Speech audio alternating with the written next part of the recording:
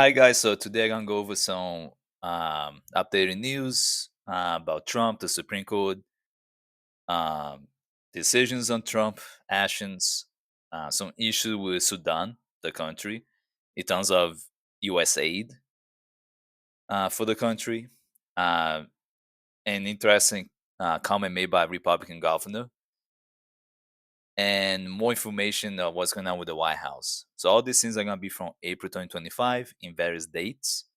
And I'm just going to explain a little bit what each one's about and give a bit of my perspective. So the first article is from Independent. It's from April 18, 2025. Talks about how Trump brags gas is down down to $1.98 a gallon in a couple of states. That's not true. In reality, I don't think there's any state that's selling gas for less than $2 a gallon. That's not true. But Trump is a pathological liar, meaning that he lies frequently. Pretty much every day he's making up a new lie. He can't help himself. He's always lying. I don't think he even remembers most of his lies. He has lied tens of thousands of times at this point. I think more than any other president in history of the United States. So I'm sure he struggles to keep up with his own lies. But that's not true. There's no way that any state, unfortunately, now is you're gonna be able to pay for gas for less than $2. At least not for the average amount. You might be able to find some random gas station where you might be able to pay for less than $2 a gallon, but overall the average for every state is above $1.98 a gallon. It's gonna be above $2. So again, Trump, as per usual, he lies a lot. Pathological liar. He's always gonna lie. So no state has an average gas price even close to $1.98 per gallon. Of course. CNN chief White House correspondent Kaylin Collins posted an X after fact checking by the network. The two states that were tied with the lowest average gas price on Wednesday, Mississippi and Tennessee, were both at $2.07 per gallon, according to data provided by AAA. What that means that again, there's no average cost per gallon below $2. Every time you're gonna pay for gas, expect to be more than $2 a gallon on average. Again, there might be some random gas station within your city or local suburban that might be around the price less than $2 a gallon. That can happen, but the average per state is way above that, and that's the point with Trump is lying. He's claiming something as a fact as the average in some states, but that's not true. While gas prices are down, the national average was about $3.70 per gallon on Wednesday of that week.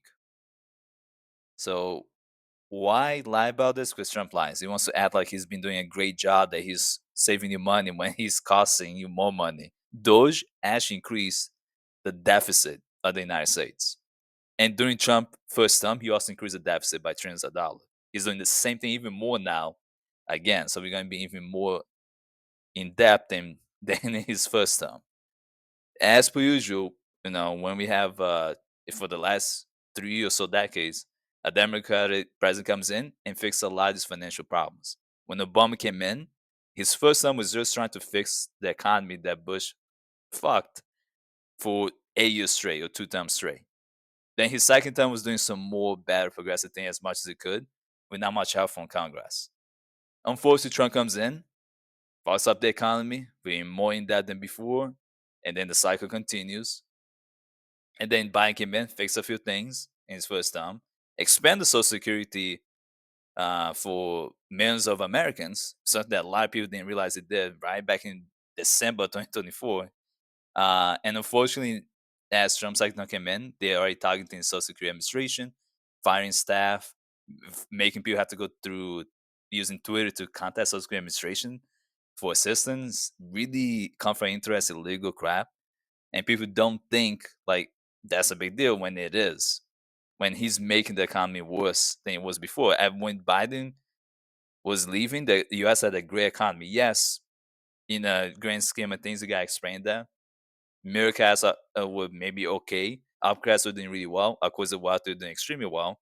The poor working class was still struggling. So you got to talk in their terms and understand the situation. But the economy was better than Trump's first term. It was one of the best at that time, considering the whole pandemic situation. A lot of people were still angry and racist. There was also misogyny issues, xenophobia, and they chose Trump again. And 89 million people didn't vote. But once again, the point I'm trying to make that we're gonna get a lot of dislikes again from Trump as he's signing a bunch of executive orders that he did not wrote at all. Someone else wrote for him and doesn't really know the full impact of those executive orders because he doesn't care. As long the Project 2025 creators are telling him what to do, he will just follow the instructions. He doesn't really think twice. The only time he may be doing things on his own, maybe it's the useless Twitter posts that he makes that are not really helpful. That just makes him look dumb. But that doesn't matter to MAGA folks anyway. They're already in a cult, so they don't care what he says to do. They'll always vote for him. Next article is from NBC News. Supreme Court orders Trump administration not to deport Venezuelans under Alien Enemies Act for now. So this was from April 19, 2025. Um, we know that it's been ongoing with the courts with blocking a lot of Trump's attempt to deport people. It doesn't mean the Trump administration is listening. They're still doing whatever they want to do, and they have no repercussions for the actions. So meaning they're not getting in trouble for anything they do. They're not getting legally in trouble for conducting illegal acts. And that's been going on for a while with the Trump administration. They've been even ignoring orders from the U.S. Supreme Court, and the U.S. Supreme Court is doing nothing. They could do a lot. They absolutely they could. They could at least put, I mean a lot. They could at least put the effort to put Trump administration, including Trump himself and J.D. Vance, the vice president, in criminal contempt. They could. They had the power to do it to at least do something. The fact they're doing nothing is a big issue. That's where I have a problem. Like at least do something. If Trump still ignores you or U.S. Marshals ignore you, the military, at least you tried and you can put on record that we did our job. Just telling him, wagging your finger at him that you're a bad guy or you did something bad, that's as useful as writing a aggressive, angry letter to Trump and his administration. It means nothing. They don't care. So, of course, Karen Thomas and Samuel Alito disagree with the Supreme Court decision. That's typical. They usually are the main ones that disagree when things don't go their way. They're probably the most right wing your Supreme Court justices that we have right now. They don't mind people getting deported, even though, especially in terms of Karen Thomas, he should know better. He's a exact target that they already did for centuries in the US. Black people have been targeted heavily by white supremacists and forced out of Africa to come to multiple different continents: Europe, South America, North America, and also some uh, Caribbean islands, Australia, etc. So the very fact they have someone who's not only African American but decides to keep going against every left-leaning decision and hates immigrants so much and hates women so much doesn't make sense to me. He's someone who should know better. He knows what discrimination is like. He knows what racism is like. He knows what misogyny is like. He understands all these levels, different types of discrimination, and he doesn't care. It's unfortunate. He does whatever he gets paid to say and do. That's the reality. So I'm just going down to give information more about this whole situation. Unfortunately, the litigation continues, and it's not gonna just be the end of this because even if they say no, we know Trump's not gonna listen. So there should be further litigation. There should be further action from the judicial branch, aka your Supreme Court, to do something about this. We know the whole Garcia situation in El Salvador, and that still has not been resolved. He's still there. This article is from New York Times. This is a sad situation, very sad also, besides the whole horrific deportation of undocumented immigrants, also documented immigrants, and US citizens who just happen to have undocumented parents or whatever the case may be, or not. A lot of citizens have been caught in these deportation raids and they've been sent to either El Salvador or to a country they're not even from because they weren't born there. So that's a whole other issue. But in this article, Trump aides cuts hits the hungry in a city of shellfire and starvation, the Sudan. So it's unfortunate because a lot of the Trump cuts to funding affect people. You have to keep in mind that when we send money and resources to other countries, that's not a bad thing. Reducing the spread of diseases like Ebola or measles is a good thing. That's not a bad thing. Those are good things to do. You don't want that to be spread to us because remember, we live in a world where we constantly travel. People travel from one place to the next. You keep one country healthy, it reduces the chance of the dissemination of diseases, and that's what you want. You should think like that. So that's why USA ID was good because it provides a lot of assistance to a lot of people in need who don't have in their country accessibility to vaccines, so they can be vaccinated and be protected from diseases. They don't have the resource for antibiotics sometimes or clean water. So doing these things is a good thing. Plus, just in general, it's a humanitarian action to do, and you should do it for people who live in countries where they don't have the money. That's not a bad thing. That's usually not a big portion of a federal budget either. It really isn't. It's not even usually. It's a small percentage of the federal budget that goes to help people internationally with aids of all types. It's not a very big budget. But people see, oh, billions of dollars, that's a lot of my tax money. Most of your money from your taxes are either going to schools, healthcare, or military. All three, pretty much. Those are the biggest three things that our taxes go to. Military, like aka Pentagon also, obviously that's included there. Healthcare and education tends to be big. The problem is the way it's distributed is not always that great. You can get a lot of money, like red states take a lot of taxpayer money from blue states, right? They are poor, the red states. The problem is when that happens, even when they get the money, it's not distributed properly. A lot of times they give to the cities that already well off, and the cities in those red states that are getting that money are still not doing well because they don't get enough of the funding, if at all. And the people who live in those poor areas kind of get screwed over and over. But the point I'm trying to make to connect with that, that's where a lot of the money that we pay our taxes in go to. The money that we pay in tax to help other countries, humanitarian actions, it's a very small percentage of your taxes in the federal budget. So when you cut these things out, it doesn't benefit us in the long term. It actually will cause a lot of issue and more spreading of diseases and all the problems. And you're not helping people who need help at the moment. So that's basically the situation. These are some really sad pictures, unfortunately. It's really sad, man. I really feel bad for these people who are living in really serious situation.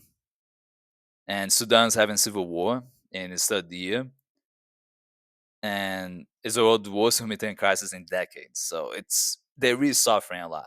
This is not a joke. This is not a minor thing. A lot of people are suffering.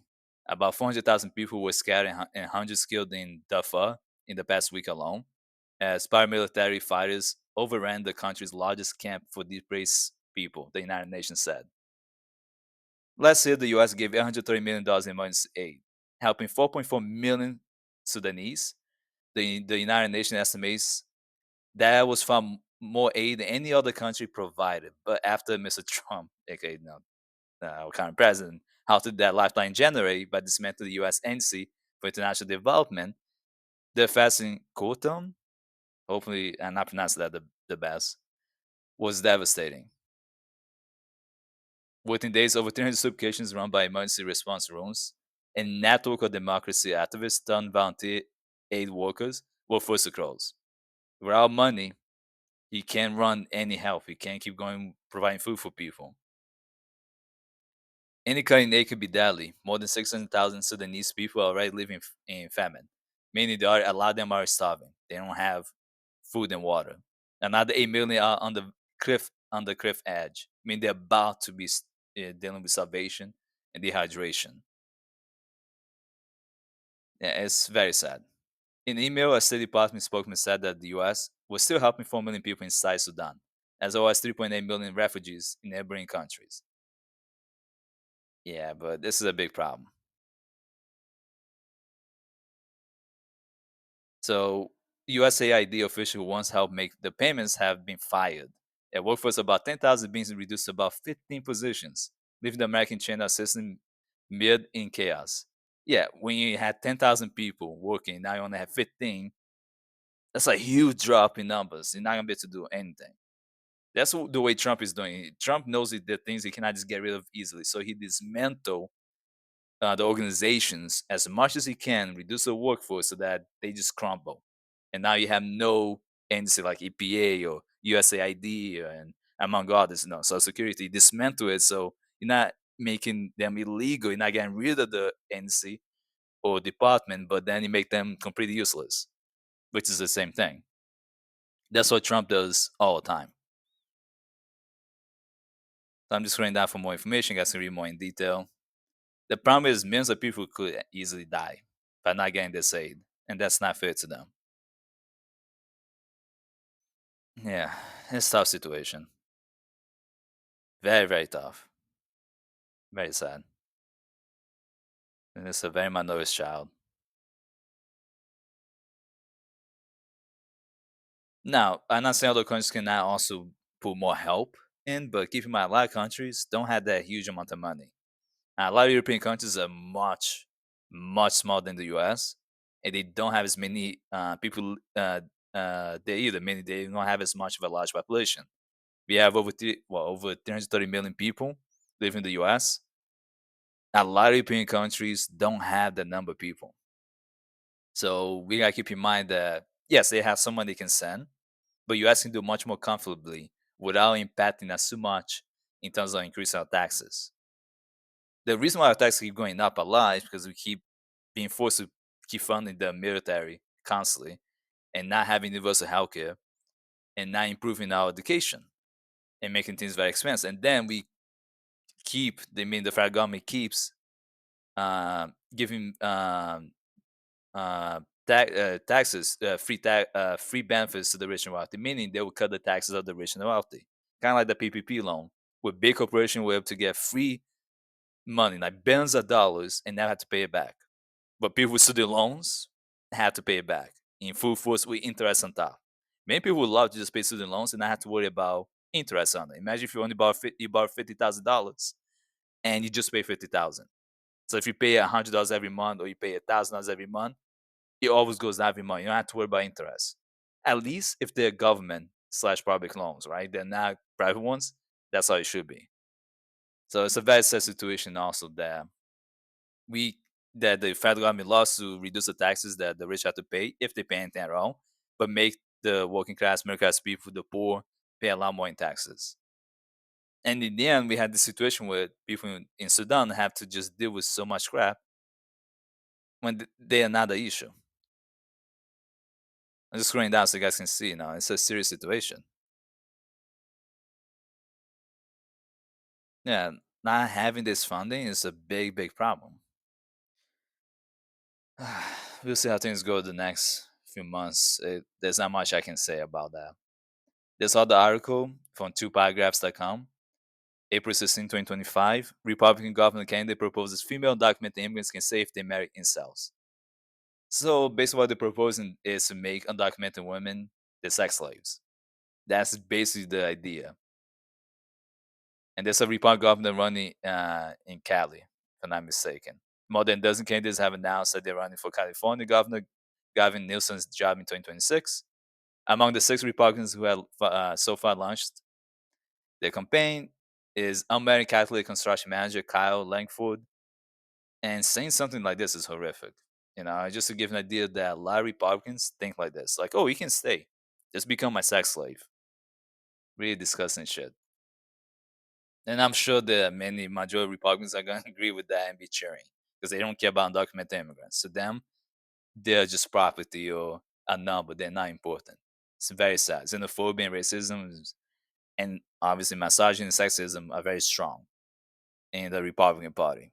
As much as they want to say the opposite, that's a fact. They're not the party for your rights. They're the party for right wing mentality where they can just do whatever they want to do in a fascist style.